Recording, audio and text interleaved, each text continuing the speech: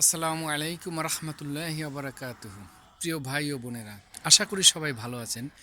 আজকে আমি একটা দিনী বিষয় তো অবশ্যই ভিক্ষা যারা করেন তাদেরকে নিয়ে কিছু আলোচনা করার চেষ্টা করব। আমি দেখেছি অনেকেই মানুষের দ্বারে দ্বারে, মার্কেটে, রাস্তায় ঘাটে, এখানে সেখানে যেখানেই যান আপনি, ভিক্ষুক আপনার সামনে আসবেই এবং আসতেছে। কতটা কাগতি মিনতি করে, অনেকে অন্ধ ফকির আছেন, অনেকে গান গিয়ে বেড়ান, ভিক্ষে করেন। কিন্তু আমার প্রশ্নটা এখানে নয়, আমার প্রশ্ন সেখানে। আল্লাহ সুবহানাহু ওয়া তাআলার কাছে কোনো কিছুর অভাব নাই, তিনি বলছেন তিনি চাইলেই তাকে প্রদান করেন। তা আমার প্রশ্ন হচ্ছে, যারা এইভাবে মানুষের দ্বারে দ্বারে ঘুরে কাকুতি মিনতি করে বিনয়ী হয়ে যেইভাবে মানুষের কাছে আপনি ভিক্ষা চাচ্ছেন, সেইভাবে আল্লাহ সুবহানাহু ওয়া তাআলার কাছে যদি আপনি ভিক্ষা চান, তাহলে আমার মনে হয় আমি 100% কনফিডেন্সের সাথে আমি বলতে পারি যে তার অভাব অনটন আল্লাহ সুবহানাহু ওয়া তাআলা অবশ্যই দূর করে দেবে এবং তার ভিক্ষা করার প্রয়োজন পড়বে না। সবচাইতে নিকৃষ্ট কাজ বলে ঘোষণা দিয়েছে ভিক্ষা করা। দুটো কাজের হালালের ভিতরে ছোট, সে দুটো কাজ হয়েছে, একটা হচ্ছে কি স্ত্রী তালাক দেওয়া, আর একটা হচ্ছে ভিক্ষে করা। তো এই ভিক্ষে করা এটা একটু লজ্জাজনক বিষয় বটেও। আর এই ভিক্ষাবৃত্তি এটা একটা বিজনেস।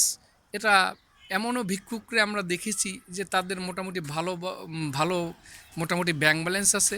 এমনও ভিক্ষুক আছে ভিক্ষা করেন, কিন্তু টাকা সে মানুষকে, এক কথায় বাংলায় যেটা বলি, সুদেও লাগান, এরকমের আছেন, আমি দেখেছি। তাই বলবো, আপনারা একটু এদিকে নজর দেবেন, দৃষ্টি দেবেন। আপনারা এগুলো দেখার জন্য দেখবেন, বোঝার বিষয় এগুলা। আপনি কাকে ভিক্ষা দিয়েছেন, আপনার ভিক্ষার টাকা নিয়ে কি সুদে লাগাচ্ছে কিনা, আপনি কাকে ভিক্ষা দিচ্ছেন, আপনার ভিক্ষার টাকা দিয়ে ভিক্ষুক ব্যঞ্জন সিগারেট পান করেন। এখন বিষয়গুলো সেখানে, আপনি কাকে ভিক্ষা দিচ্ছেন এগুলো অবশ্যই আপনি যাচাই বাছাই করবেন। ভিক্ষুককে আপনি ভিক্ষা দেন যে অচল, কিংবা তার আসলেই তার ভিক্ষা ছাড়া কোনো উপায় নাই। আরও দেখেছি আমরা, এই ভিক্ষুকরা, তিনি সুস্থ মানুষ, ঠেলায় বসেন, আর একজনকে দিনমজুর হিসেবে তারা কামলালান তার ঠেলার জন্য। আপনি দেখবেন যারাই ঠেলায় আছে তারাই তিনি বদলা কিনে নিয়ে আসছেন, তার ঠেলার জন্য তাকে একটা হাজিরা দেওয়া হয়, বাকি টাকা সে নিয়ে যায়।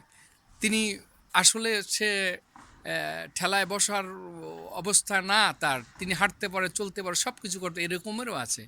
আবার অনেকে আছে পঙ্গুত্ব, তিনি ভিক্ষার যোগ্য, তিনিও আবার ওই যে দিনমজুর কামলা ভাড়া করে নিয়ে আসেন তাকে ঠেলার জন্য ভ্যান গাড়ি। তো কাজেই এগুলো আমাদের অবশ্যই দৃষ্টি রাখা উচিত।